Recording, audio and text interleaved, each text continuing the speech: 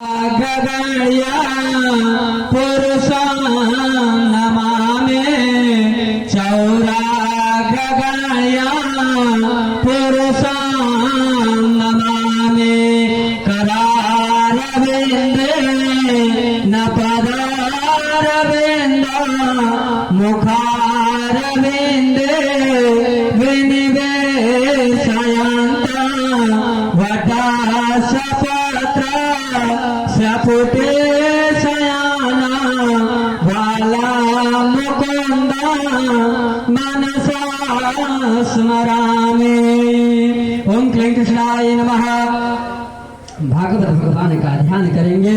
श्रीमद् भागवताख्योऽयं प्रत्यक्षः कृष्णैव हि स्वीकृतोऽसि मया नाथ मुक्त्यर्थं भवसागरे। पुराण पुरुषोत्तमाय नमः।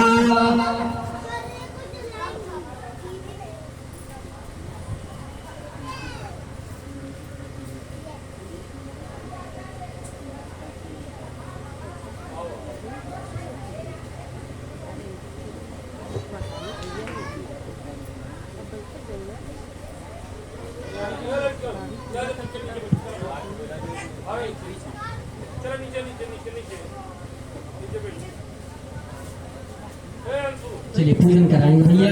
ओम देव शिवासविदुः प्रसवेस्मिनोर्बाहुभ्यां पूषणो हस्ताभ्यां ओम पादयोपाद्यं हस्तयो अर्घ्यं मुखे याचमनीयं सर्वांगे सुस्नानीयं जलं समर्पयामि।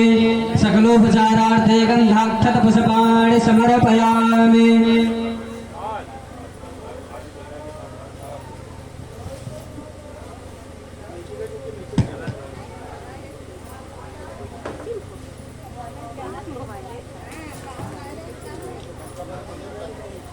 ओम भूर्भुवः स्वः सर्वेभ्यो देवेभ्यो नमः। धूपम् आघ्रापयामि प्रत्यक्षदीपं दीपं दर्शयामि। हस्तौ प्रक्षालनं नैवेद्यं संस्थाप्य नैवेद्यं निवेदयामि। व्यासदेवता ध्यानम्। व्यास ध्यान कराओ।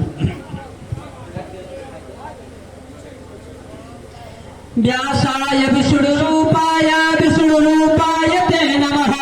नमो वै ब्रह्मरूपाय व्यासदेवाय नमो नमः। बोलिए व्यासदेव भगवान की। माला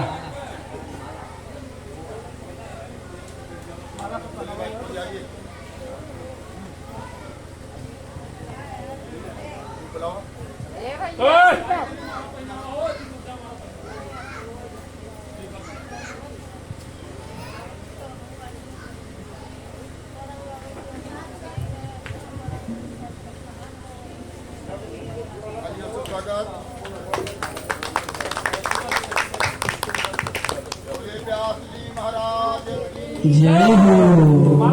ओम व्यासाय विष्णुरूपाय विष्णुरूपाय ते नमः। नमो वै ब्रह्मरूपाय व्यासदेवाय नमो नमः। आदौ द्वादश वर्ष गर्भशयना जातस्य पाल्यं वने ब्रह्मानन्दलयं गतस्य च पुनः श्रीकृष्णलीलामृचे अग्रे व्यासपराशरादि महता सिंहासने संस्थिते श्रीव्याससुतस्य तराय चरिता किं किं नु लोकोत्तर किं किं नु लोकोत्तर।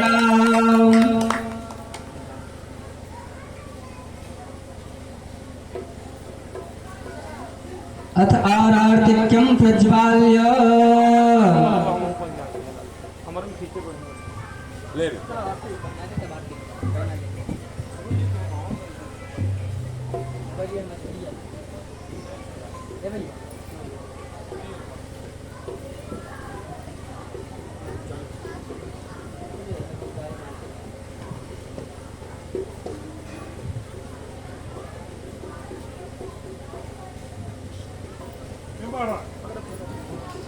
ओम ज्वालामालिन्यै नमः। श्रीगोत्रेश्वर्यै नमः।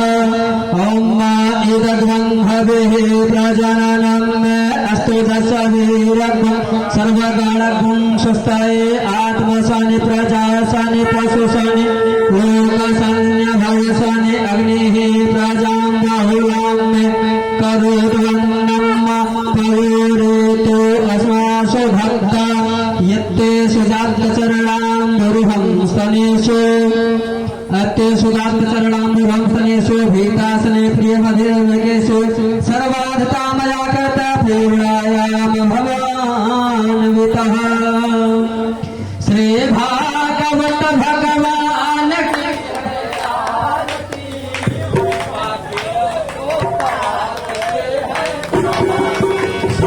भागवत भगवान की है आरती पापियों को पाप से हटाती भागवत भगवान की है आरती पापियों को पाप से हटाती भागवत भगवान की है आरती पापियों को पाप से हटाती ये मुक्ति पंथ ये उमर ग्रंथ ये मुक्ति पंथ ये पंचम वेद निराला नव ज्योति जगाने वाला ये अमर ग्रंथ ये मुक्ति पंथ ये पंचम वेद निराला नव ज्योति जगाने वाला हरि नाम यही हरि नाम यही हरि नाम यही हरि नाम यही जग में मंगल के आरती पापियों को पाप से हटाते श्री भागवत भगवान की है आरती पापियों को पाप से हटाते संत गीत पावन पुनीत पापों को मिटाने वाला हर तरह सगाने वाला ये संत गीत पावन पुनीत पापों को मिटाने वाला हर तरह सगाने वाला यह शुभ करनी यह दुख हरनी यह शुभ करनी यह दुख हरनी श्री मधुसूदन के आरती पापियों को पाप से हटाती भागवत भगवान की है आरती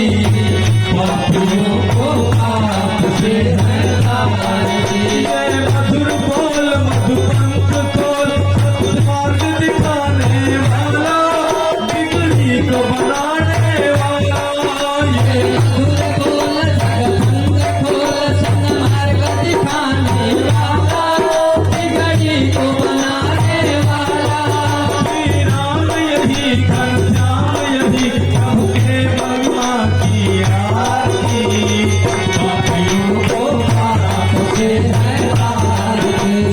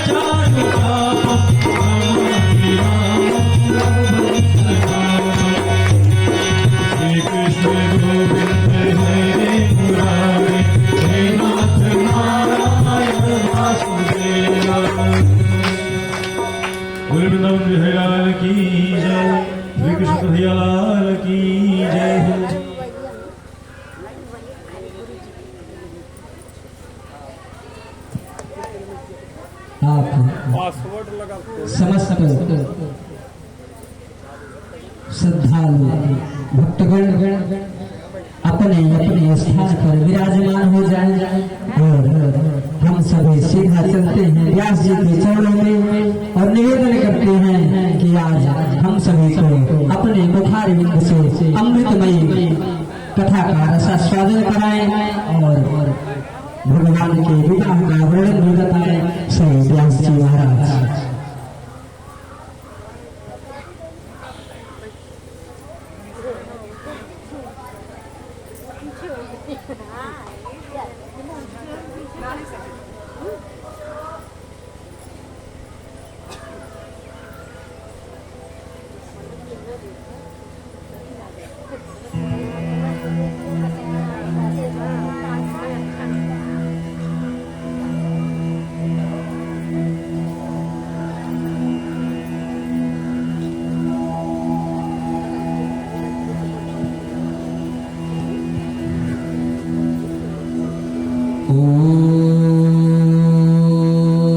स्वस्य श्री गणेशाय नमः।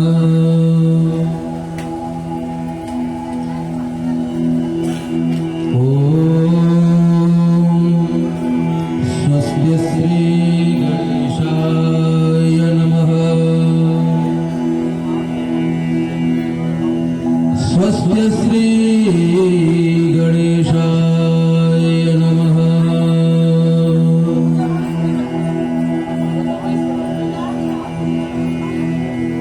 ध्येयं सदा परिभवविनमभिष्टदोहम्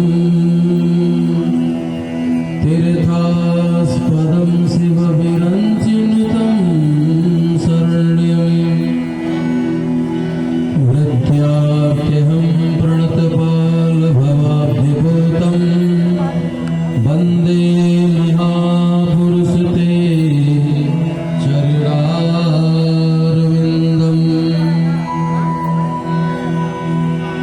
कृष्ण त्वदीयपद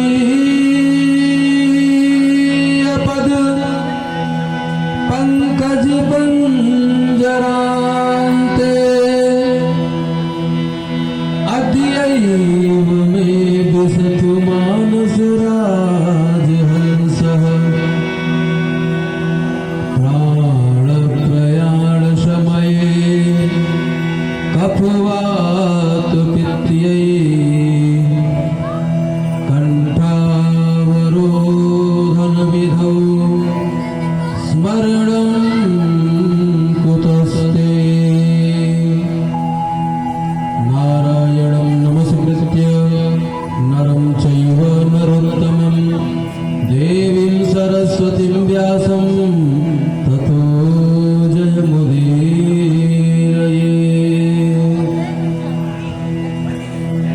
अतुलितबलधामं हेमशैलाभदेहं धनुजवनकृशानं ज्ञानिनामग्रगण्यं सकलगुणनिधानं वानराणामधीशं रघुपतिप्रियभक्तं वाक्जातं नमामि।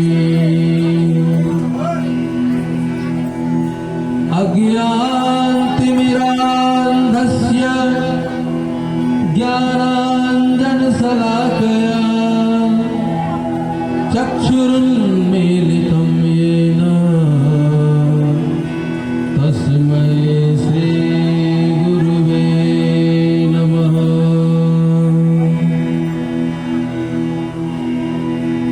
परम मंगलमय परात्पर अखिलेश्वर अकारण करुणा वरुणालय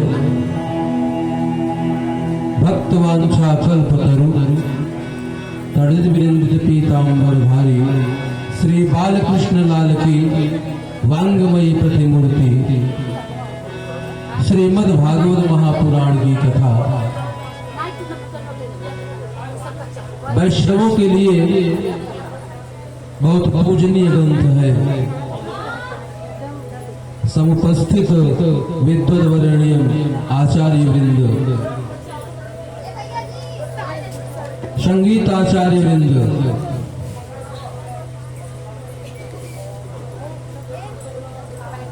श्रोत्रिय वृंद और भक्तिमती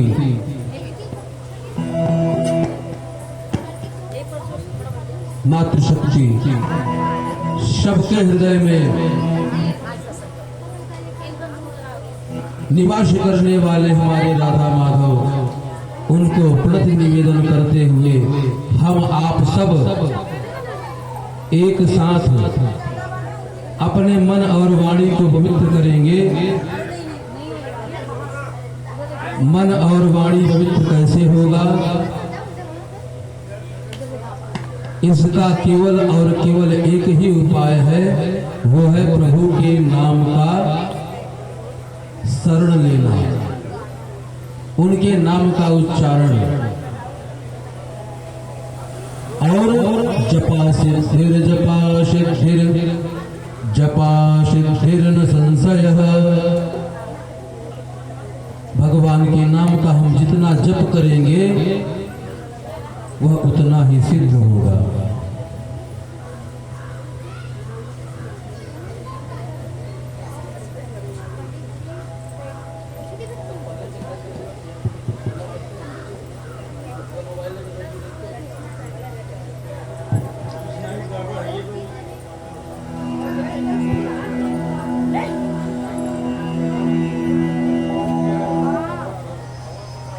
एक साथ सब लोग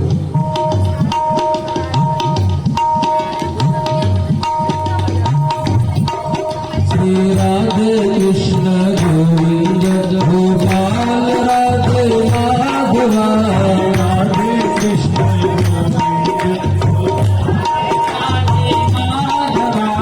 राधे कृष्ण गोविंद गोपाल राधे माधवा, राधे कृष्ण गोविंद गोपाल राधे माधवा। श्री राधे कृष्ण गोविंद गोपाल राधे माधवा, श्री राधे कृष्ण गोविंद गोपाल राधे माधवा, राधे कृष्ण गोविंद गोपाल राधे माधवा। हरि बोल। तालियों की सेवा करते हो, संकोच को त्यागिए, भगवान की शरणागति में जाते रहे तो देव मालूम जाता है। तालियों की सेवा करते हैं।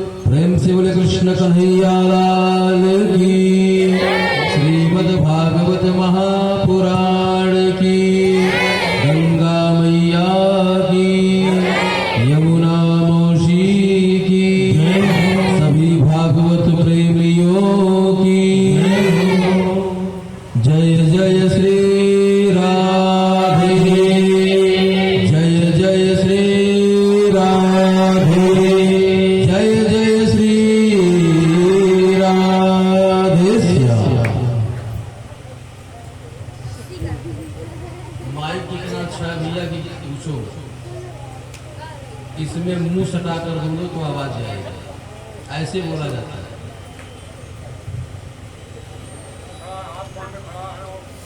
बोलो राधे राधे।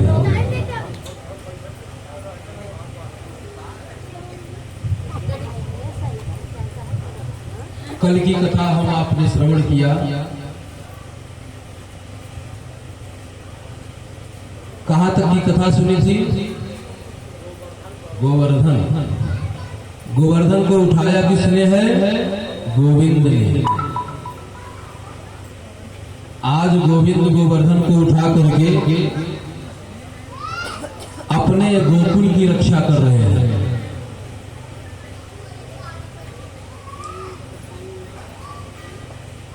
और कल क्या था? कल समय का अभाव था, इसलिए गोवर्धन की लीला छोटे में करनी पड़ी।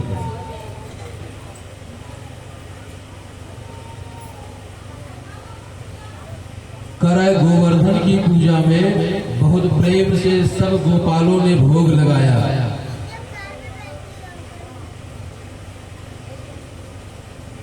जो पत्र तुलसी दल आदि था, और भोग कौन खा रहा था? बोले भोग को खाने वाले और कोई नहीं, केवल वो कन्हैया है हमारे कन्हैया जो है वो भोग का उपभोग कर रहे थे।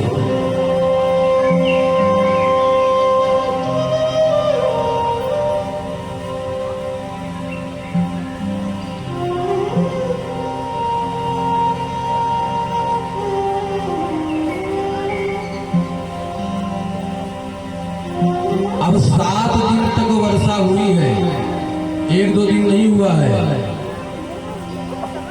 7 दिन तक वर्षा हुई।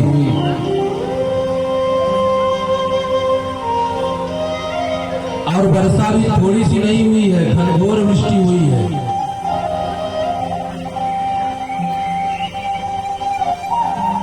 लेकिन इंद्र ने कहा कि भैया जरा देखो तो वृंदावन डूबा क्या?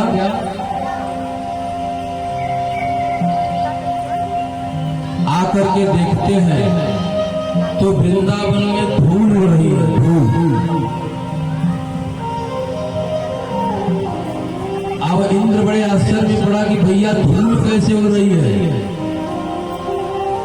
और मेघों से पूछा इधर आओ, कैसी बारिश तुम लोगों ने की, यहाँ तो धूल उड़ रही है। बोले महाराज जितना भी था जल हम लोगों के पास, सारा जल जो है हमने उड़ेल दिया, मूसलाधार बारिश की थी वृंदावन में। बोले तो ये धूल कैसे उड़ रही है? बोले धूल इसलिए उड़ रही है, सुखदेव महाराज जी परीक्षित को बता रहे हैं कि परीक्षित धूल इसलिए उड़ रही है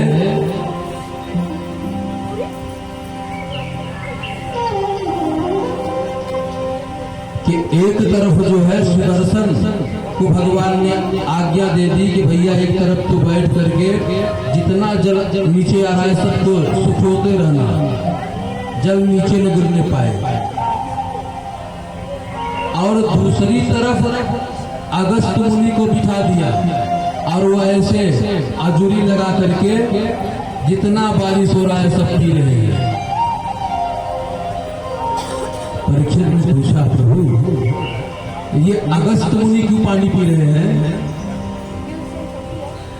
अगस्त मुनि को पानी पीने का औचित्य क्या है? बोले, राजन जब रामावतार हुआ था ना, तो उस अवतार में एक दिन मैया ने कहा कि जितने ब्राह्मण हमारे यहाँ आते हैं सब फूल सूंघने वाले आते हैं, और मैं कभी उनको भोजन तो कराती, उनका पेट जल्दी भर जाता है, लेकिन मुझे संतुष्टि नहीं मिलती प्रभु। और आपके यहाँ इस अयोध्या में ऐसे ही दुर्बल ब्राह्मण है क्या? महाराज जी की तरह। बोले, हाँ कमजोर तो हमारे अयोध्या के ब्राह्मण है थोड़े। अरे बोले, किसी तगड़े ब्राह्मण को बुलाओ। अरे जो खाता हो, जिसका आहार हो, मैं प्रेम से एक आध 2, 5, 10 किलो खिलाना चाहती हूँ ब्राह्मण को। राम जी ने कहा कि ऐसे ब्राह्मण को तो ढूंढना पड़ेगा। बोले कि ढूंढ के लाओ ना तुम। बोले, ढूंढ के लाती हूँ। अब यहाँ पर बात क्या आ गई? सीता जी ने कहा ढूंढ के लाइए आप। राम जी ने कहा कि वो एक ऐसे ब्राह्मण को बुलाता हूँ, आज तुझे पता चलेगा कि पंडित जी का मतलब क्या होता है।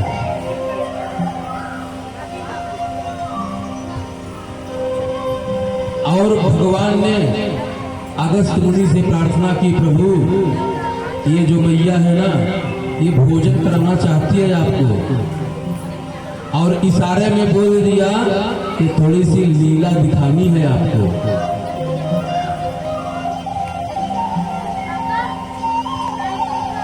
बोले, अच्छा तो क्या करना होगा? बोले, आप तब तक भोजन करिएगा जब तक ये बस ना बोले। बस महाराज, बस। बोले, ठीक है। अगस्त है कौन? अगस्त मुनि ऐसे मुनि है कि समुद्र को ही सोख गए थे, पूरे समुद्र को पी लिया था पानी की तरह। आ गए मैया के यहाँ। बोले, मैया सुना है आप ब्राह्मण को भोजन कराना चाहती हैं।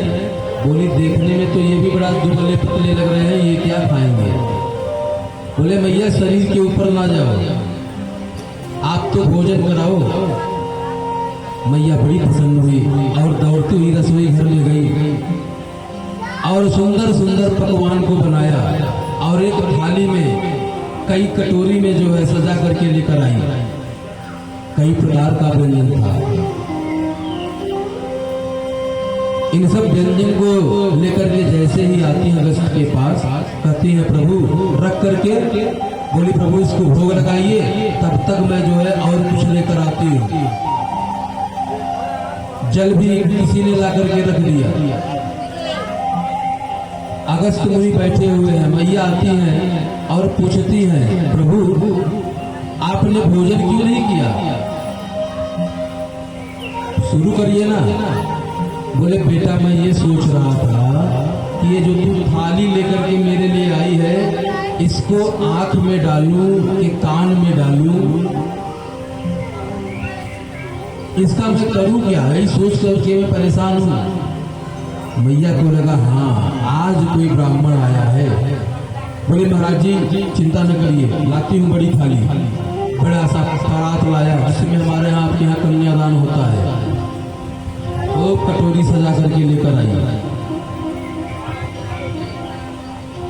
महाराज जी ने कहा कि सुनिए भैया, ये कटोरी वटोरी सजाने की जरूरत नहीं है, सब एक में ही मिला के लाओ। अब मैया लेकर के आती है और ऐसे उठाते परात को मुंह में से करके उलट लेते। अब मैया के यहाँ 2 परात चल रही है। एक परात रख करके जाती, उसको उठाते मुंह में डाल लेते, दूसरी परात लेकर आती जो देखती कि वो तो सब खाली है। अब मैया को लगा कि अरे बाप रे बाप, ये कैसा ब्राह्मण आया है, लगता है इसको हम अकेले नहीं खिला पाएंगे। तुरंत गणेश जी का आवाहन किया और उनकी पत्नी, कौन है गणेश जी की पत्नी? रिद्धि सिद्धि। रिद्धि और सिद्धि जो है उनका आवाहन हुआ और सीता मैया ने कहा कि बेटा ऐसा है, हमारे यहाँ एक ब्राह्मण आया है भोजन करने के लिए और बेटा भूखे पेट नहीं जाना चाहिए। गणेश जी ने कहा कि मैया चिंता न करो, मैं हलवाई बन जाता हूँ, ये लोग पूरी भी लाएंगे, चिंता न करिए, ब्राह्मण को खिला के ही मानेंगे। अब गणेश जी स्वरूप भी उनका बड़ा दिव्य हलवाई के जैसा लग गए, लेकर के खूब कचौरी पे कचौरी, पूरी पे पूरी निकाल रहे हैं। और इधर ये जो है इनकी पत्नी रिद्धि और सिद्धि, ये भी खूब आटे को गूंथ गूंथ करके मिला रही है और लेकर जाते और परात खाली आता है। और पंडित जी बड़े बड़े, पंडित जी को आनंद से पा रहे हैं। राम जी से बोले प्रभु बस करूं? अरे बोले अभी तो श्री गणेश जी आए हैं, जरा सिखाओ इनको। बोले ठीक है। अब मैया ने देखा कि ये 3 भी कमजोर पड़ रहे हैं, तो 9 निधियों को बुलाया।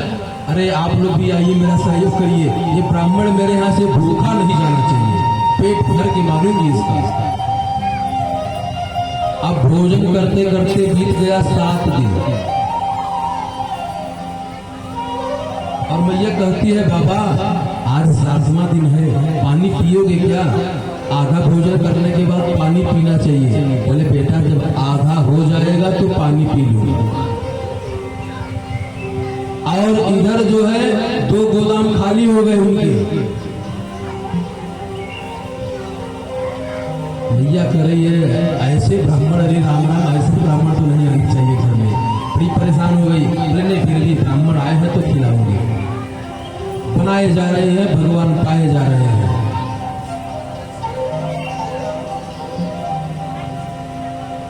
गणेश जी कह रहे हैं किसको बुला लिया है भोजन में? अरे कितनी कचौड़ियां निकालूं, ये जो आंच लग रही है ना, गर्मी बहुत है यहाँ। कौन है? अरे बोले महाराज जी हैं। बोले खिलाओ, आजकल के पंडित ऐसे ही है, भांग का गोला वोला ले लिया होगा पंडित जी ने। खिलाओ भैया, हम तो काढ़ ही रहे हैं, हलवाई तो बने ही है। अब इधर अगस्त मुनि प्रेम से पाए जा रहे हैं। कई गोदाम खाली हो गए। इनकी जितनी देवरानी जेठानी है सब एकत्रित हैं, रिद्धि सिद्धि है,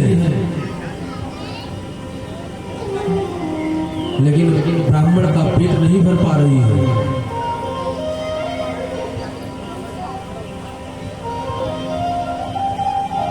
अब भगवान ने इशारे से कहा कि अब रहने दो मैया, तुम्हारी थक गई है, 7वां दिन चल रहा है, कितना खाओगे?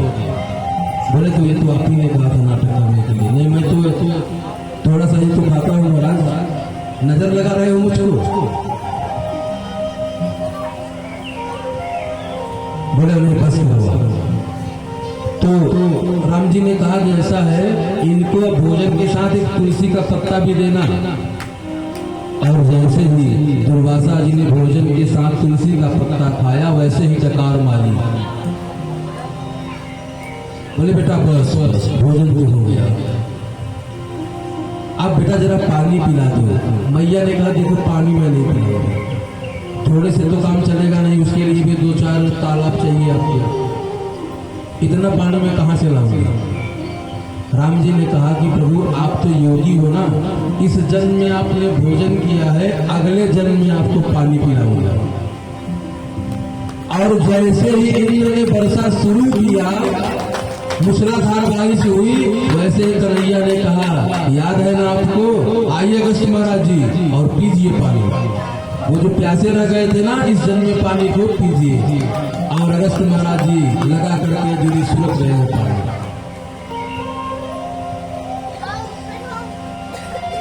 कन्हैया का दर्शन सब लोग कर रहे हैं, और जितने भी वृंदावन के लोग हैं सब एक साथ एकत्रित हुए हैं। एक ग्वाला कहता है, कन्हैया तेरे अंदर की शक्ति कहां से आ गई है? इतना बड़ा पर्वत तुमने अकेले उठा लिया? बोले भैया ऐसा है, तुम सब हमको देख रहे हो ना, इसलिए तुम सबकी शक्ति जो है वो मेरे अंदर आ गई है। एक ग्वाला बोला, अच्छा अच्छा, तभी मैं समझ रहा हूँ कैसे मैं कमजोर हो रहा हूँ। वो ये बात है। और गोपालों ने कुछ ना कुछ बोलना शुरू किया। सबको बड़ा आश्चर्य है। एक ने कहा कि मुझे लगता है कि ये भगवान है, क्योंकि गोवर्धन उठा पाना सबके बस की बात नहीं है, और कानी उंगली पे उठा के रखा है। एक ने कहा, कन्हैया आज जो है 7वां दिन है और तू एक ही उंगली पर गोवर्धन धारण किए हुए है, थक गया होगा। ये जो हम लोगों ने पास लगाया हुआ है ना, तो थोड़ा सा तुम नीचे कर ले अपने हाथ को, उंगली को, हम लोग रोक के रखते हैं इसके। कन्हैया ने कहा, अच्छा।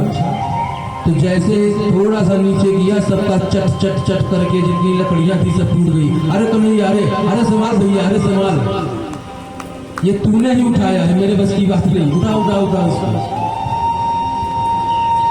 अच्छा कन्हैया सच बताना, इतनी शक्ति तुझको कहां से मिली?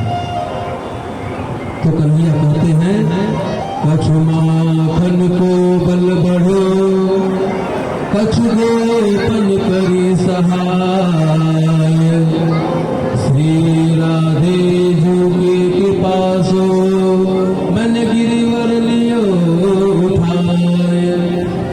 कुछ माखन में बहुत खाया, वो सब घर का चुरा चुरा के खाया, वही बल है ना। और कुछ तो आप लोगों ने भी सहायता की है, तो आपकी भी शक्ति मेरे अंदर आ गई। और लाडली श्री राधा रानी जी की कृपा जो हुई मेरे ऊपर, तो मैंने ये गिरधर को उठाया, गिरिवर को।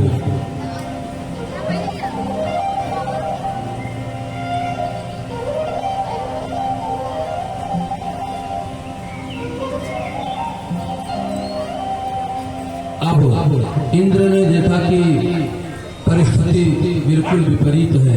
इंद्र को लगा कि हमसे अपराध हो गया,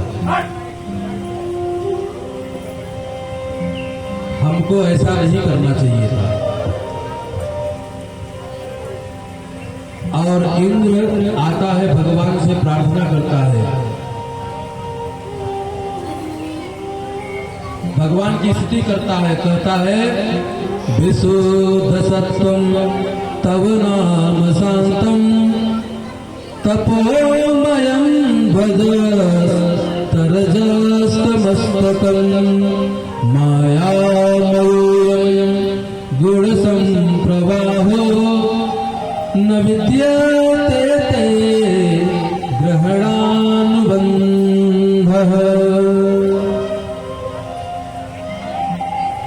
हे भगवान,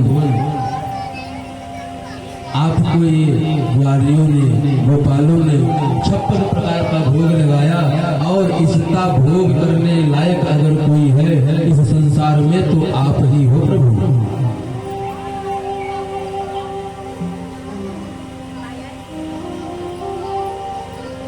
ब्रजवासियों के ऊपर अगर कोई संकट आता है भगवान, तो आप उनके साथ हो, इसलिए उनके ऊपर कोई विपत्ति आ ही नहीं सकती। तो मुझ जैसे देवराज इंद्र क्या, कोई भी इनका कुछ नहीं बिगाड़ सकता।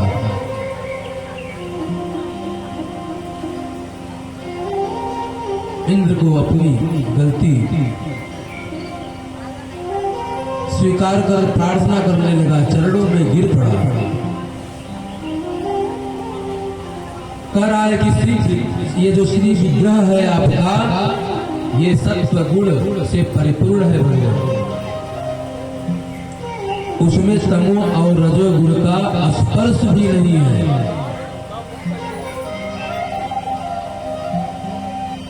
ऐसे भगवान को हम प्रणाम करते हैं। फिर कहता है पिता गुरुस्तम जगता मधीसो दुरत्ययः काल उपातदण्डः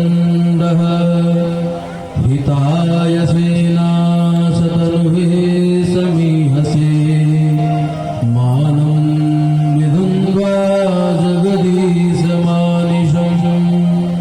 देवराज इंद्र बड़ी सुंदर स्तुति कर रहा है भगवान की कि प्रभु जगत के पिता केवल और केवल आप हो, और पिता अपने पुत्र के अपराध को क्षमा कर देता है। ये कौन बोल रहा है? ये वही इंद्र है जो अभी खूब बारिश किया था, क्योंकि गुड़ के बारे में पता नहीं था कि ये भगवान है। और अगर गुरु बनने योग्य कोई है प्रभु तो आप हैं। और आप कौन हैं? जगत के गुरु हैं, चराचर के स्वामी हैं। ऐसे भगवान को हम प्रणाम करते हैं। लेकिन मेरी जो भ्रांति है, देखो भगवान, मेरी नासमझी देखो कि हमने जो है आपसे बैर किया। प्रभु मेरे अपराध को क्षमा कर दीजिएगा। मैंने ब्रजवासियों को नष्ट करने का प्रयास किया। ये अपराध क्षमा करने योग्य तो नहीं, लेकिन नारायण आप क्षमा कर दो। बार बार भगवान से प्रार्थना करता है तो प्रभु कहते हैं कि ठीक है।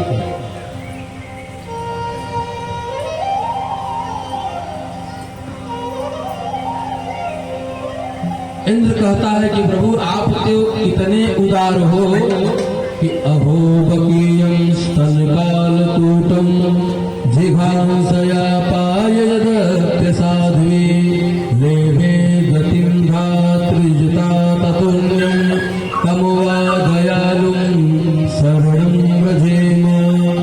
आपको तो मारने के लिए पूतना अपने स्तनों में जहर लगा करके आई, लेकिन आप इतने उदार हो प्रभु कि जो गति यशोदा को बाद में मिली वो गति आपने उसको पहले दे दी। इतने कृपालु, इतने दयालु हो भगवान, तो मुझको क्षमा नहीं करोगे? भगवान ने कहा जाओ, क्षमा किया तुमको। और हमने ये जितनी भी लीलाएं की ना, ये इसलिए किया कि तुमको बड़ा अभिमान था अपने पद का। ये जो तेरा पद है तुझको बड़ा अभिमान था इसका, तो इसी का मर्दन करने के लिए मैंने ऐसी लीला की।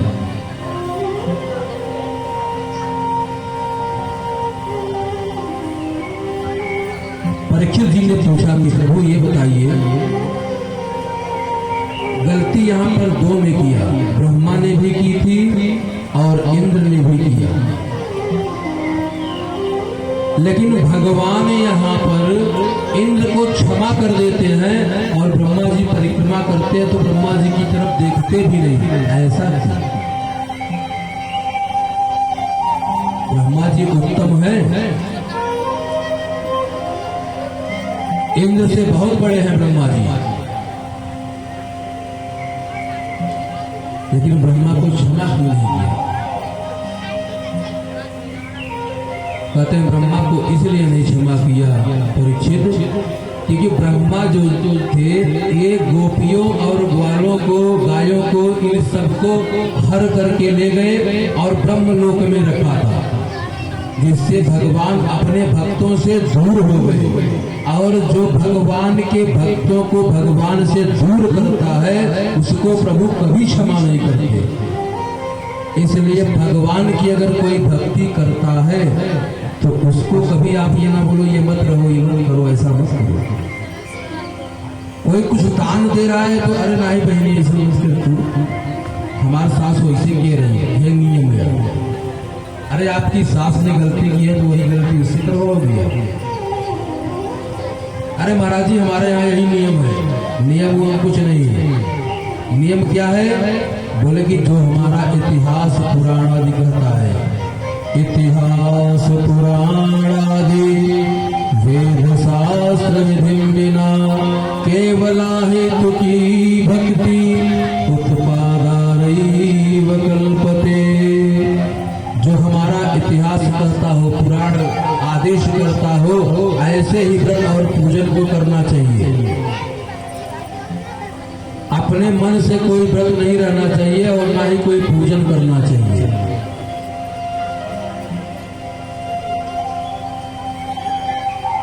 और ब्रह्मा जी ने क्या किया था? भगवान से भक्तों को दूर किया। तो बोले इंद्र ने कौन सा अच्छा काम किया प्रभु? बोले इंद्र ने बहुत अच्छा काम किया था। जितने गोपी ग्वाल आदि दूर दूर जाकर के बसे थे, कभी कभी भगवान से मिलने आया करते थे। इंद्र के कारण आज सब पूरा गांव उनका एक हो गया, सब गोवर्धन के नीचे थे। बोलो कृष्ण कन्हैया लाल की। सब एक साथ गोवर्धन के नीचे खड़े हैं और सब भगवान का दर्शन कर रहे हैं और भगवान सभी भक्तों का दर्शन कर रहे हैं। इसलिए भगवान ने इंद्र को क्षमा कर दिया कि आज तेरे कारण जो मेरा भक्त मेरे पास नहीं आ सकता था, वो भी आज मेरे पास आ सकता। जा क्षमा करता है।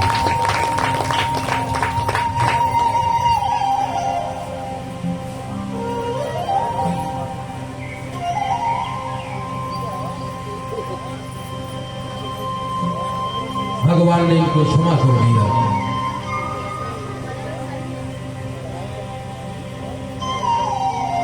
और प्रभु जिस गाय का दूध पीते हैं वो साधारण गाय नहीं है, उस गाय का नाम है सिरोही। और उसका दूध बहुत कम होता है, बहुत थोड़ा सा दूध देती है, केवल कन्हैया जितना पी सके। और कन्हैया उसी गाय का दूध पीते थे, दूसरी किसी गाय का नहीं। एक दिन भगवान जंगल में गाय चराने के लिए गए और वहां पर कुछ याज्ञिक ब्राह्मण यज्ञ कर रहे थे, गृहस्थ। सबके पास बच्चे पत्नी आदि सब परिवार था।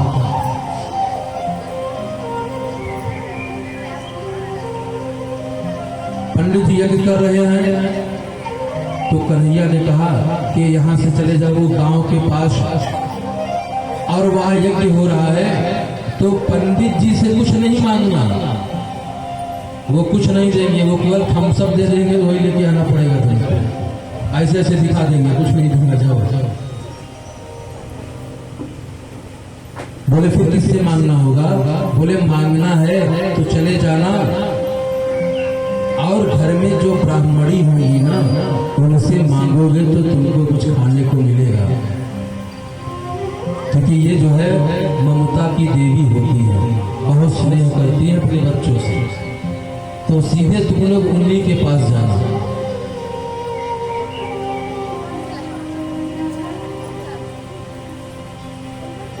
अब ये गोपाल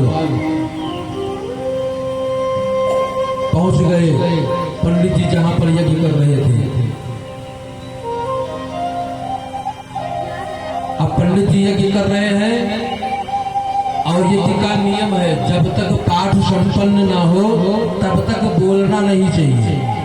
अगर आप माला जप रहे हो तो बोल नहीं सकते जब तक माला पूरी ना हो जाए। आप अगर कोई पाठ कर रहे हो, जब तक वह अध्याय पूर्ण ना हो जाए तब तक जो है आप बोल नहीं सकते। अब पंडित जी बेचारे जपमाली में हाथ डाले हुए हैं और ये ग्वाल बाल जो है सीधा घर में घुसे जा रहे हैं और बड़ी तेज से आवाज लगाते हैं। बच्चों ने देखा ही नहीं। बोले कि कन्हैया ने कहा था उनकी तरफ देखना भी नहीं तो पूछ लेंगे, इसलिए उन्होंने तो पूछा ही नहीं, देखा ही नहीं। जब देखा ही नहीं तो फिर बात ही खत्म हो गई और सीधे ब्राह्मणी के घर में प्रवेश करते हैं और वहां एक सुशीला नाम की ब्राह्मणी परम भक्ति थी। किसकी? कन्हैया की। उनसे बहुत प्रेम करती थी, बहुत मानती थी। और अनेक ब्राह्मणियां वहां पर एकत्रित थी। ग्वाल वालों से पूछती है, बेटा यहाँ क्यों आए हो, क्या बात है? बोले, मैया कन्हैया यहाँ पर आए हुए हैं, वो जंगल में गाय चरा रहे हैं और हम लोगों को बड़ी जोरों की भूख लगी ना, तो उन्होंने कहा कि चले जाओ मैया के पास और वो आपको देंगी व्यंजन बना के। बोले कि कन्हैया आया हुआ है, बलराम जी हैं साथ में? बोले हाँ, दोनों हैं।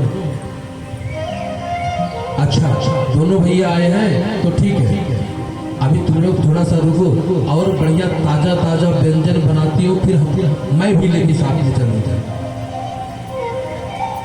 बहुत सुंदर सुंदर व्यंजन बनाया गया, दिव्य व्यंजन। इसमें कुछ चूसने योग्य पदार्थ को बनाया, कुछ पीने योग्य खीर आदि बनाई होगी, नमकीन बनाया, मीठा बनाया, खटरस जिसको बोलते हैं। भोजन में जो है 6 प्रकार का रस होना चाहिए। 6 रस जो खाता है उसकी शरीर स्टील की बॉडी बनती है। अभी हम लोग नहीं खाते, पहले सब खाते थे, पहले के बुजुर्ग। अब तो डॉक्टर साहब मना कर दिया, घी कम कर दो, वेट बढ़ रहा है, वजन बढ़ रहा है महाराज, दाल नहीं खाना है। बोले फिर क्या खाना है? अरे करेले के छिलके का सब्जी बना के खाओ, क्योंकि इस शरीर को 6 प्रकार का रस चाहिए, उसमें से जो कम होगा उसी की दवा हमको करनी पड़ती है। शुगर वालों का मीठा बढ़ जाता है, इसलिए बोलते हैं इनको मीठा न पिलाओ। मैया ने बड़े दिव्य व्यंजन को बनाया और बोली कि बेटा हम भी चलती हैं तुम्हारे साथ। ब्रजवासी बड़े खुश हो गए, चलो भैया आप चलेंगी तो बड़ा आनंद आएगा। और जाती है। अब जैसे ही घर से बाहर निकलती हैं तो पंडित जी का मन माला में थोड़ी न लग रहा है। पंडित जी सोच रहे हैं घर में क्या पक रहा है भाई। अब ये किसी तो हम उठ नहीं सकते, नियम है 12:30 के पहले तो उठूंगा नहीं। ये घर में हो क्या रहा है, तब तक देखते हैं कि थाली सजा करके ब्राह्मण पत्नियां निकल रही हैं सभी। अब देखते ही ये बोल तो सकते नहीं, पूछा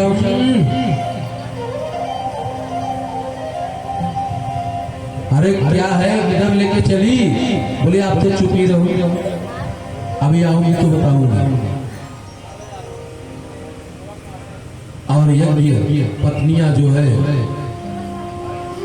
कन्हैया के पास पहुंचती है और कन्हैया को अपनी गोदी में बैठा लेती है और कहती है लाला आज तू मेरे हाथों से। कन्हैया भी चुपचाप जाकर के गोदी में बैठ जाते हैं और दिव्य भोजन को ग्रहण करते हैं। सुखदेव महाराज जी कहते हैं कि राजन वेद पढ़ते पढ़ते पंडित जी की दाढ़ी सफेद हो गई और 3 जगह से कमर टेढ़ी हो गई, लेकिन उनको ये ज्ञान नहीं है कि ये भगवान कृष्ण कौन है।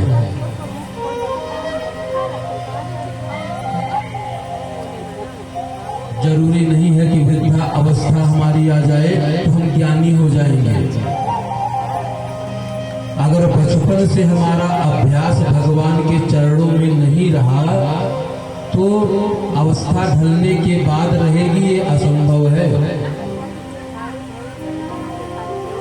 कहते हैं मृत्यु की जो है 4 घंटी बजती है, 4 बार मृत्यु संकेत देता है कि मैं आ रहा हूं, मेरा आना नजदीक हो रहा है। पूछा परीक्षित जी ने क्या है महाराज, कैसे? बोले सबसे पहले जो है आंख से दिखना कम हो जाता है।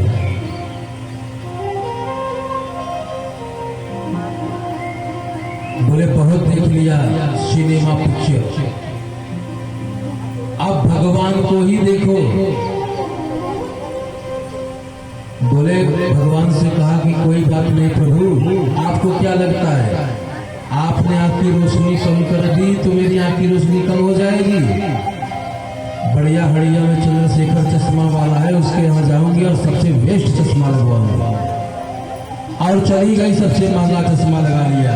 अब बोलो प्रभु, फिर से देखने लगी वो। फिर भगवान ने क्या किया, बाल सफेद कर दिया। और इधर ही होता है सफेद बाल वाले। ये क्या है, ये दूसरी घंटी है बाल का सफेद होना। मृत्यु कहती है कि बहुत तूने इधर उधर घूम लिया, अब तो अपने मन को भगवान के चरणों में लगा। हठी जीव क्या कहता है, अरे बाल पकने से हम थोड़ी न बुढ़े हो गए। तुमको क्या लगता है बाल पक गया तो हम वृद्ध हो गए? बढ़िया डाई लेकर आता है आजकल तो, शैम्पू भी आ गया 5 मिनट वाला, तो बाल को काला कर लेगा एकदम। पहले से भी काला बाल हो जाएगा उनका। बोले भगवान अब तो तीसरी घंटी बजती है। भगवान क्या करते हैं, 3 जगह से कमर टेढ़ी कर देते हैं। बोले अब क्या करोगे? कमर दुखना शुरू हो जाता है, पैर दुखना शुरू हो जाता है, ना उठा जाता है ना बैठा जाता है। अरे डॉक्टर साहब जोड़ों में बहुत दर्द है।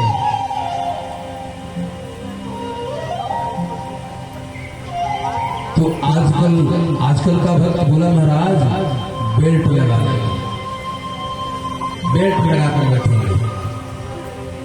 इतना हठी जीव है, बेल्ट लगाकर बैठेंगे, चश्मा लगा लेंगे, काले बाल कर लेंगे, लेकिन नाम नहीं होगा, जपना नहीं है आपको। उसमें मेरा लाखों रुपए चला जाए तो कोई बात नहीं, आपका नाम फ्री में है, फिर भी नहीं जपेगा। भगवान कहते नहीं जपोगे? बोला नहीं। तो चौथी घंटी बजती है, दांत सब टूट करके बाहर निकल जाते हैं, बड़े व्यंजन खाए जाते हैं स्वादिष्ट। अब थोड़ा भोजन कम कर दे क्योंकि अवस्था ढल गई है, ज्यादा खाओगे तो पचेगा नहीं, इसलिए दांत को गिरा दिया। भक्त क्या करता है, बोले आजकल तो वो भी बनने लगा है महाराज को, बढ़िया 3200 सेट बनवा करके लगा लेते हैं।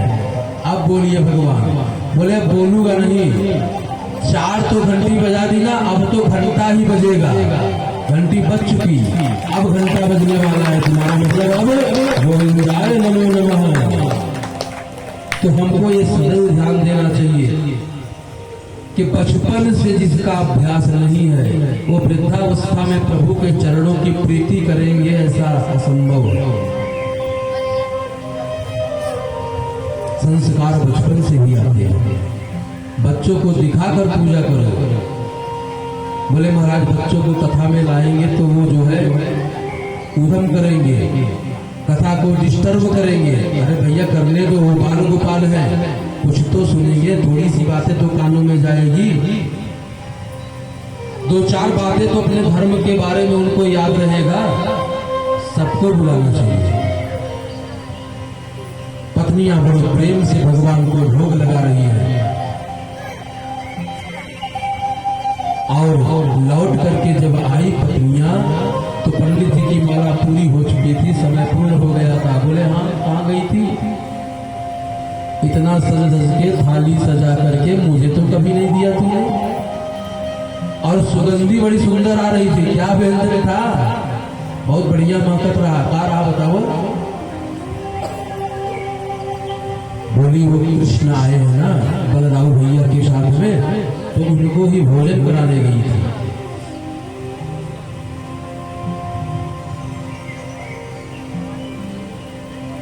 ये सुनकर के एक बार तो अहंकार आया पंडित जी को कि हम ब्राह्मण हैं, वेद शास्त्र की ज्ञाता है, लेकिन फिर बाद में उन्हें ध्यान आया भगवान की माया।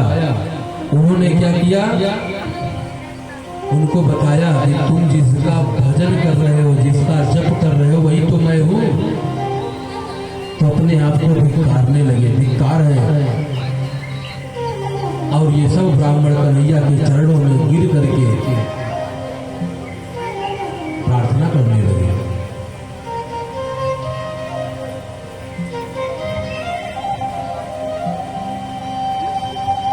भगवान कभी भी पाखंड को स्वीकार नहीं करते। आप पूजा केवल 1 ही मिनट करो, लेकिन जिस समय आप पूजा करो उस समय आपका ध्यान अन्यत्र जगह न हो। ध्यान भगवान के चरणों में केंद्रित करके विधिवत पूजन करो। 1 मिनट करो, 2 मिनट करो, 2 घंटे करो, 4 घंटे करो। और नियम तो यह है कि 24 घंटे में से कम 6 घंटे हमको पूजन करना चाहिए।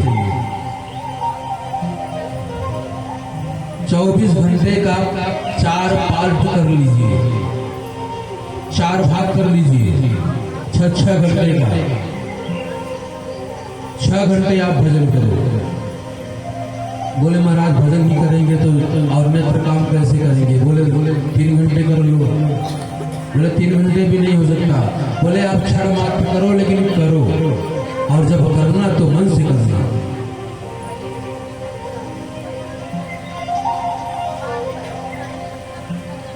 एक सेठ जी, उनके यहाँ जब पूजा होती तो उनकी एक बहू थी और बड़ी नाटकीय थी। ये सत्य घटना है। और जब उनके यहाँ पंडित जी पहुंचते तो उनके ऊपर देवी जी आ जाती और लगते झूमने। वो लगती झूमने, अरे राम राम, आ गई देवी। सुनो, कथा वथा बंद करो महाराज, बंद करिए कथा। अरे क्यों भैया, क्यों बंद की जाए कथा? बोले इसलिए कि मुझे पद नहीं मिला। मेरा पद होता है, जब तक मुझे कुछ नहीं मिलेगा तो कथा कैसे सुनोगे?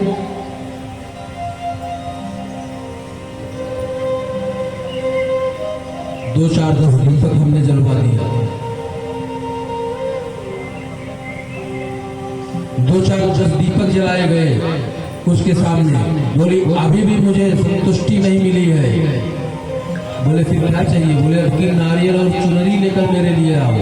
दौड़ करके बेचारे बाजार में गए, नारियल और चुनरी को लेकर आए। बोलिए माता जी, अब सास और ससुर जो है उसके चरणों में लेटे हैं। अरे भैया, अरे तू मान जा, क्या चाहिए भैया बता, कौन सी सामग्री चाहिए? जाओ बेटा तुम ये लेके आओ, जाओ बेटा तुम वो लेके आओ। और उसका जो नाटक है वो बढ़ता जा रहा है। पंडित जी जो थे वो बड़े चालाक, बोले कि ऐसे काम नहीं बनेगा, इनका सारा भूत भागेगा वीर की। बोले भैया आप हो कौन? अरे बोले मैं काली माँ हूँ, पंडित तेरा वध कर दूंगी। अरे भैया वध न करूं, मैं भी तुम्हारा भक्त हूँ। काय के लिए अब मेरा वध करेगी? तो उसको पद क्यों नहीं दिया तूने? नारियल क्यों नहीं फुड़वाया मेरे नाम पे? बोले भैया मैं भी तो आपका बच्चा ही हूँ, क्षमा कर देना, गलती मुझसे भी हो गई। और इनको क्या कहूँ, ये लोग तो बहुत बड़े नालायक हैं। इतने दिन से आप आ रही है, ये लोग आपकी सेवा नहीं कर रहे हैं। सही बोल रहे हो पंडित, अभी आपने सही कहा। अब मैं आपके ऊपर प्रसन्न हूँ पंडित जी। अच्छा भैया मेरे ऊपर प्रसन्न हो? बोली हाँ। बोले कुछ मांगू तो मिलेगा क्या भैया? बोले हाँ दूंगी, जो चाहिए मांग लो। तो आप सच में काली माँ है ना? बोले हाँ। बोले ये जजमान जो है मेरा बहुत कंजूस है,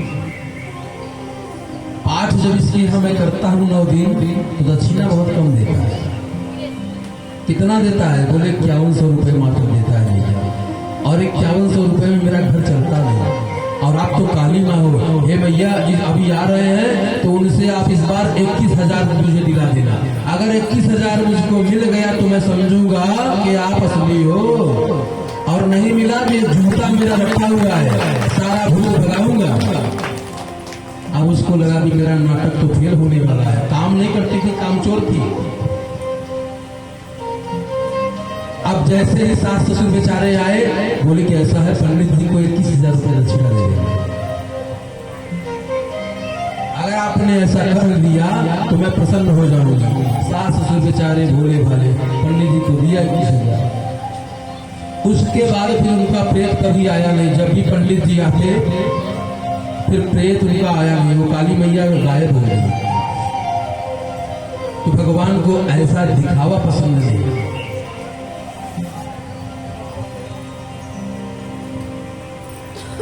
भगवान रास पंचाध्यायी में प्रवेश करते हैं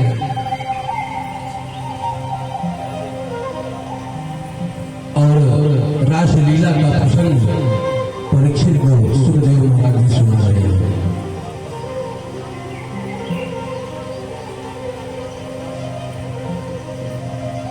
व्यास जी ने नवधा भक्ति का वर्णन किया। जीवन यापन करें और जैसा गुरु श्रेष्ठ बतावे वैसा ही कार्य हमको करना चाहिए। अपने गुरु जी से, अपने पुरोहित से, योग्य ब्राह्मण से पूछना चाहिए कि मैं ये व्रत करना चाहती हूँ या करना चाहता हूँ, महाराज नियम क्या है। और पंडित जी जैसा बता दे वही करिए। ये भी नहीं कि आप 10 पंडितों से पूछो, 10 से पूछोगे तो 10 राय बताएंगे।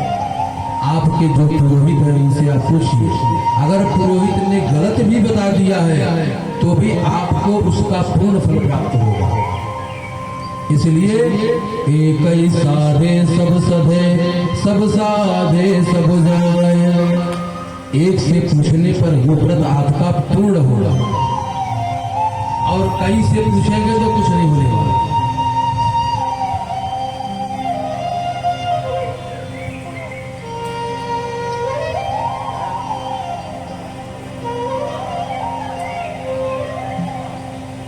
भगवान की भक्ति जब हम करने चले तो 5 बातों का ज्ञान हमको होना चाहिए।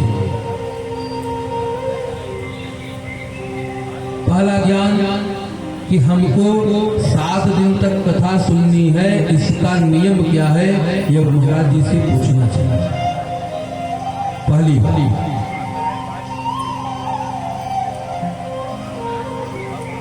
और कथा अगर आप पहली बार भी सुन रहे हो तो भी आपको कथा का रसिक बनना चाहिए।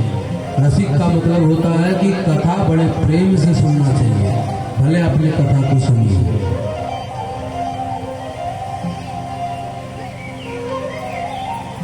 चौथी बात, विरक्त होना चाहिए। जिस समय आप कथा में आ जाएं तो उस समय घर की चिंता त्याग देनी चाहिए, उस समय विरक्त हो जाना चाहिए। 5वीं बात, ये शुद्ध भूल जाना चाहिए। ये शुद्ध आप बिसर जाओ कि हम कौन हैं, मैं कौन हूं पता ही नहीं। ये जो मैं है, मैं का मतलब अहंकार, यही तो हमको बांध के रखता है। इसका भान न हो और भगवान के भजन आदि में भाव से, प्रेम से नृत्य आदि करना चाहिए। भूल जाओ कि हम कौन है, कहां पर हैं। यहाँ पर ये ज्यादा है, यहाँ पर संकोची बहुत है। सुखदेव महाराज जी बता रहे हैं कि शुद्ध बिसर जाए, उनको याद ही ना रहे कि हम कौन हैं। भगवान ने बड़ी सुंदर पवित्र रास को रचाया गोपियों के साथ। गोपी का मतलब वो कहते हैं इंद्रिय को। इंद्रियां कितनी है हमारे पास? पहले दिन बताया था, तीसरे दिन बताया था। इंद्रियां हमारे पास 10 होती है।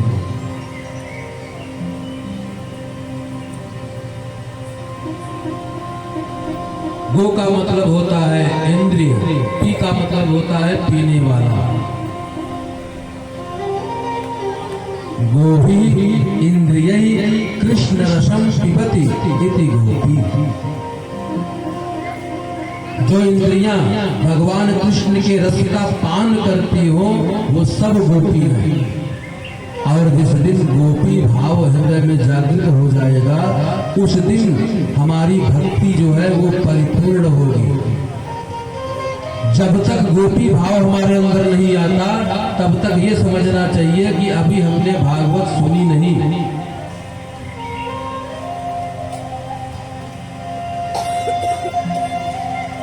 करें भगवान राम जी जब 14 वर्ष के लिए वनवास गए तो परीक्षित दंडक वन से निकले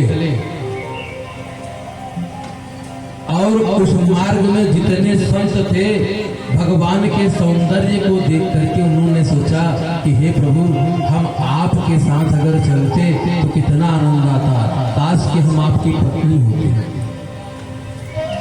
ये भाव किसके अंदर है? जितने संत वहां पर मिले हैं राम जी से या जिन्होंने राम जी का दर्शन किया है, देखा है, इतने सुंदर हैं राम जी। पूतना की कथा कल सुनी ना आपने? ये कौन थी? बोले ये जो है राजा बलि, उनकी बहन थी। और जब भगवान वामन का स्वरूप बना करके गए तो उसने कहा कि कितना सुंदर स्वरूप है, धन्य है ये बालक। जिस माँ का बालक होगा उसका तो कोप धन्य होगा। काश कि ऐसा पुत्र मेरे पास भी होता और मैं उसको अपना दूध पिलाता। भगवान ने कहा कि इस बार तो मैं सन्यासी हूँ, अगली बार जब आऊंगा मैया तो तेरी इच्छा पूर्ण कर दूंगा। ये वही पूतना थी जिसने दूध पिलाया।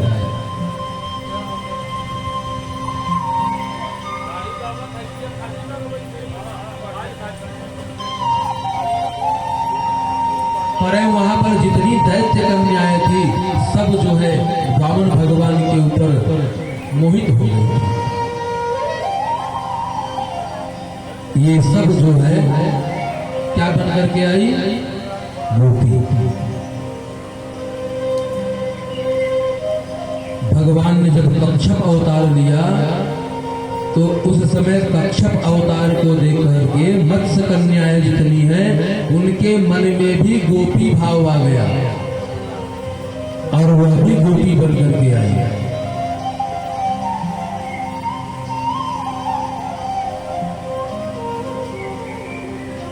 हमारे यहाँ 4 वेद हैं।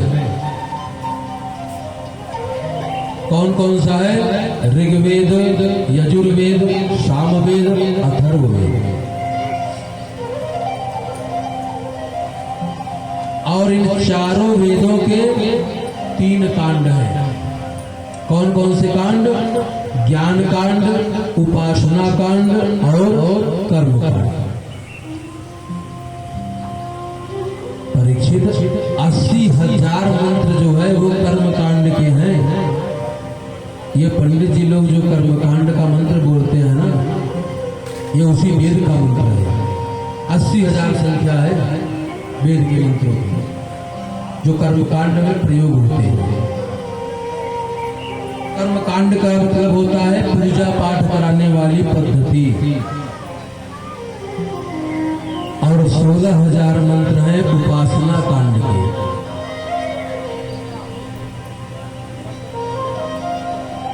ये सब जो है गोपी बनकर आए हुए हैं। परीक्षित श्रुति रूपा, मुनि रूपा, साधना सिद्धा, स्वयं सिद्धा, दैत्य कन्या, मत्स्य कन्या, ये सभी तो गोपियों के रूप में आई है।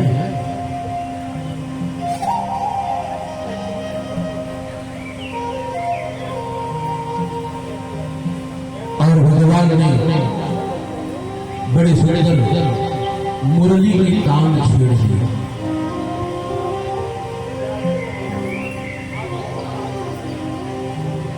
निशम्य गीतम नदनंद वर्धनम ब्रज स्त्रिय कृष्ण गीत मानसा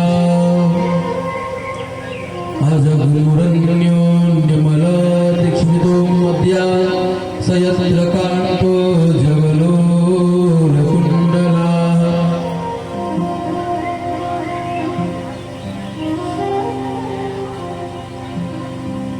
कर। जैसे ही भगवान ने बंसी बजाई क्या होता है? जो गोपी जिस अवस्था में है उसी अवस्था में भगवान से मिलने के लिए चल देती है।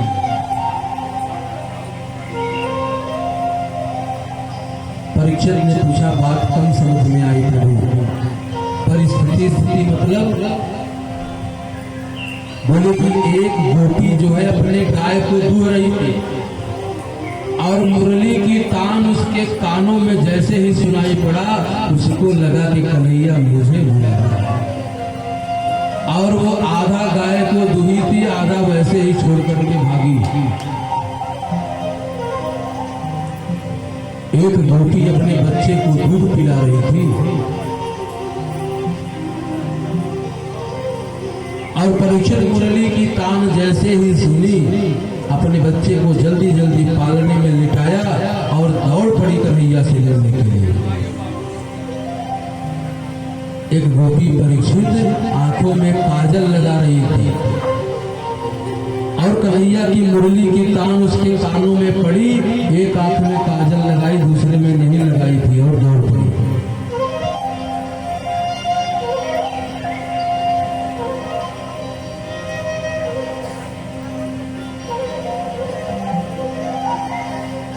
एक गोपी जो है अपने पतिदेव को भोजन दे रही थी।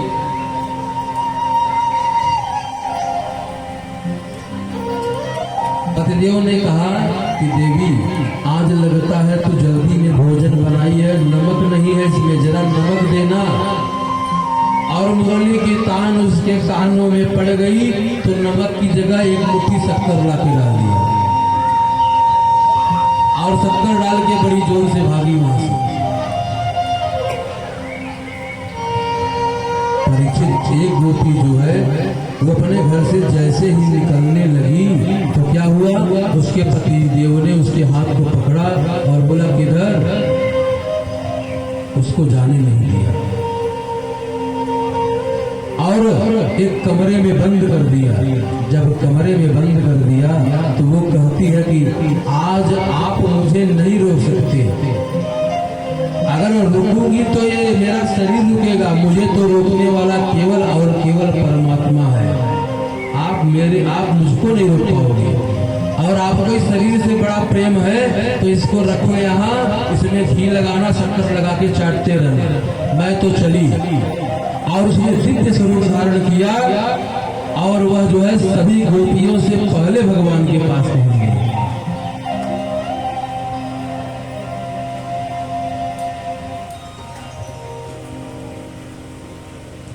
भगवान के प्रति जो प्रीति रखते हैं, भगवान से जो अनुराग करते हैं,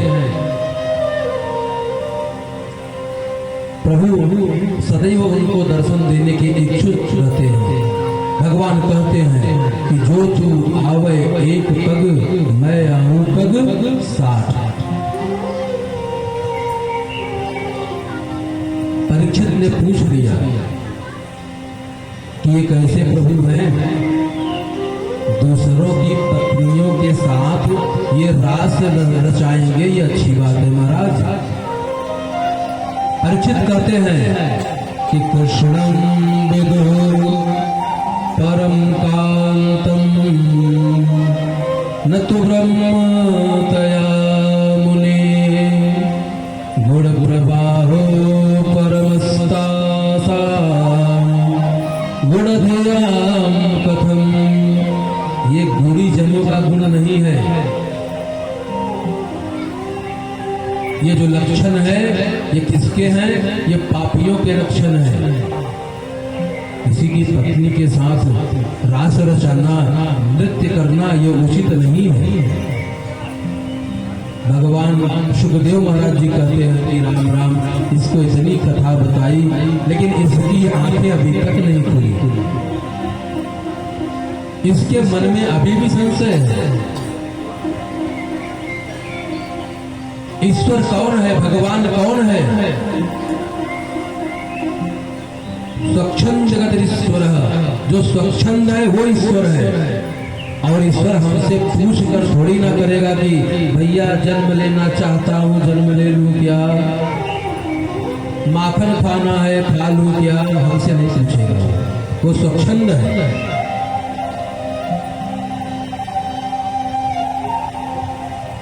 परीक्षित ने कहा कि कांत मतलब पति मान करके ये गोपियां भी जो प्रेम कर रही है ये भी उचित नहीं है।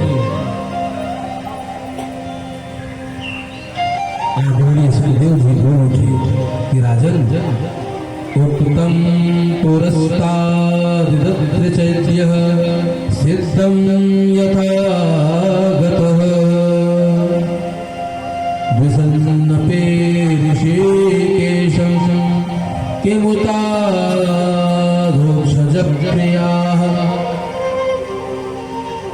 अरे तुमको क्या लगता है ये साधारण स्त्री है? ये सब भगवान कृष्ण के विरह में जल रही है। जैसे जब अग्नि में कुछ भी वस्तु डाल दी जाए तो वो नष्ट होकर के राख बन जाती है, वैसे ही भगवान से जिसका मिलन हो जाएगा उसके जितने पाप हैं सब नष्ट हो जाएंगे।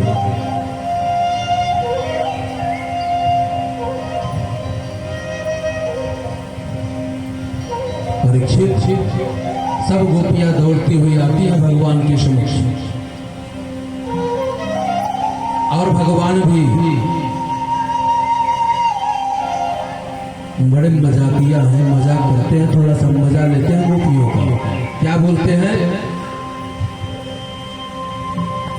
स्वागतम वो महाभागः प्रियं किं करवाणि वा ब्रजस्यानामयं कश्चित् द्रुतागमन कारणम्।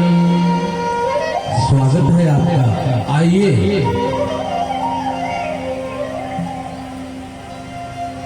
और देवी मुझे बहुत अच्छा लगा जो आप सब यहाँ आई।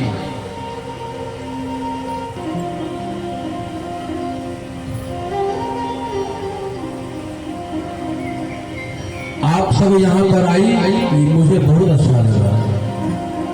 गोपियों को लगा कि ये बंसी वाले ने बंसी बजाई और हम लोग आई हैं तो हमारा स्वागत कर रहे हैं, बड़ी बड़ी प्रसन्न हो गई।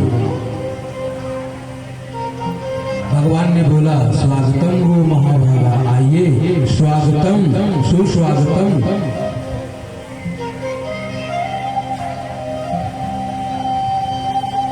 लेकिन भगवान हंसकर बोले आप यहाँ पर आई क्यों है?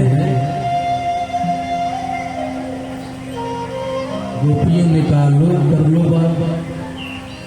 इस भले मानुष ने बंसी बजाई और उस बंसी में हम लोगों का नाम लेकर के बुलाया और पूछ रहे हैं आई क्यों है? भगवान कहते हैं राजन्येषा घोर रूपा घोर सत्वा निवेद सेविता। करें जो अच्छे कुल के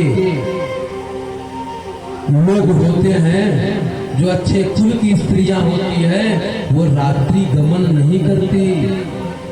क्यों आई हो? इतनी घनघोर रात्रि में आप लोग यहाँ कैसे आ गए? निर्जन वन है और इस जगह पर जो है केवल और केवल जंगली जीव रहते हैं, कोई खा गया तो।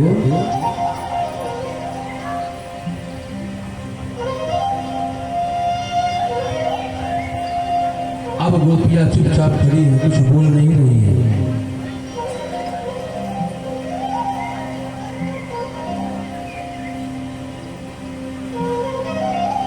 भगवान ने कहा कुछ तो बोलो, उत्तर तो दो। इस समय जो है, ये जो समय है, इस समय आपको अपने पति की सेवा करनी चाहिए।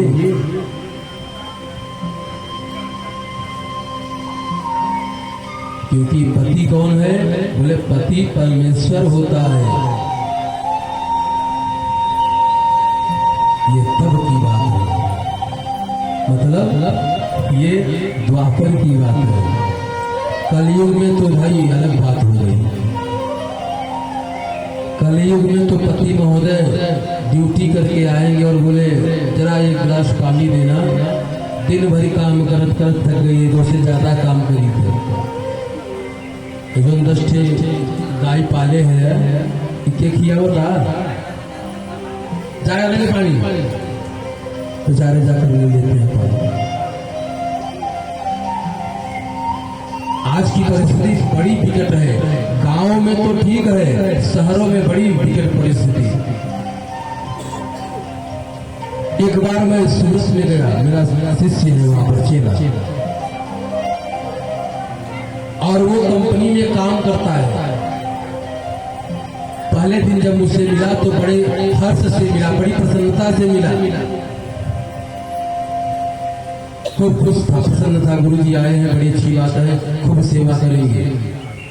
उनके यहाँ से रात्रि के समय में दूसरे के यहाँ चला गया। अब रात्रि में पता नहीं क्या हुआ, भगवान जाने, बात बिगड़ गई। दूसरे दिन मैं उनकी कंपनी में गया। उनके जो सेठ जी थे वो भी हमारे यजमान हैं, और उसी व्यक्ति को देखता हूं कि यहाँ पर खूब पट्टी उट्टी बांधा हुआ है। बुलाया, इधर आओ। तो वहां पर उसके सेठ और कई लोग बैठे थे। आ गया, प्रणाम किया। ये कैसे हो गया?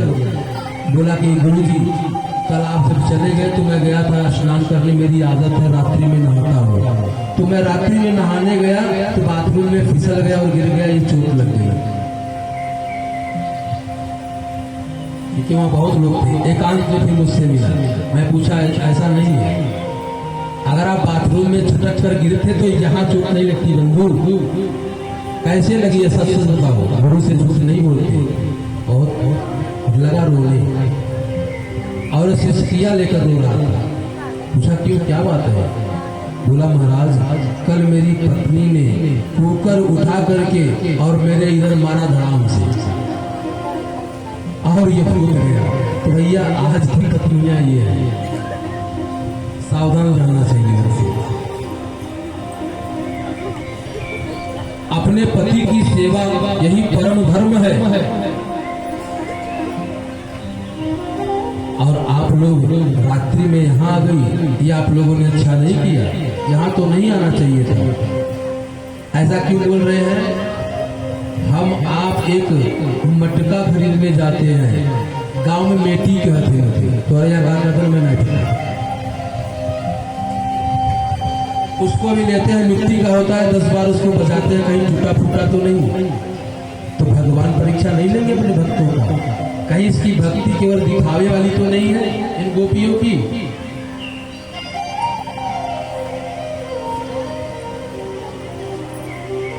भगवान कहते हैं कि पति का जो स्थान है वो आपको बताता हूँ। पतिव्रता स्त्री जो है वो कुछ भी करने में समर्थवान होती है। यहाँ तक के ब्रह्मा विष्णु महेश को बच्चा बनाने का सामर्थ्य है उनके अंदर। ये तीनों बालक बनने जाते हैं उनके सामने। किसके सामने? पतिव्रता स्त्री के सामने। देवी आपको सच बताऊं, एक कथा सुनाता हूँ आपको। गोपियों ने कहा सुनाइए। बोले कि एक पतिव्रता स्त्री थी, और पंडित जी जो है आहुति रोज करते थे, नित्य हवन करते थे।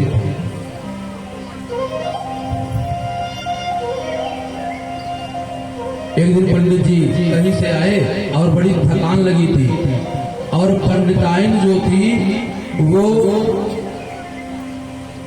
चावल आदि को ऐसे ऐसे सूप से कर रही थी। पतिदेव ने देखा बड़ी थकान लगी है, और वो उनके गोदी में ही लेट गए, और थके हुए थे इसलिए सो गए, नींद आ गई उनको।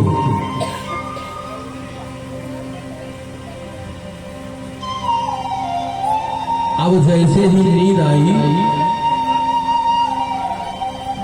तो देखती है कि उसका एक छोटा सा बालक है, और वह घुटनों के बल चलता है, अभी पूरा नहीं चल पाता,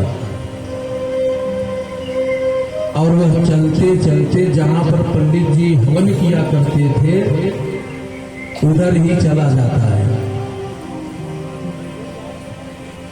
अब ये पत्नी सोचती है कि अगर ये ज्यादा आगे चला गया तो क्या होगा, उस कुंड में गिर जाएगा और जल जाएगा। लेकिन मेरे पतिदेव यहाँ पर सो रहे हैं, अगर मैंने उनको जगा दिया तो मेरा जो है पातिव्रत नष्ट हो जाएगा, इसलिए इनको तो सोने। मन में बड़ी चिंता है, छोटा सा बालक, एक ही बालक है और ये अग्नि की तरफ जा रहा है। मन में अनेकों विचार आ रहे हैं, कैसे रोकूं इसको।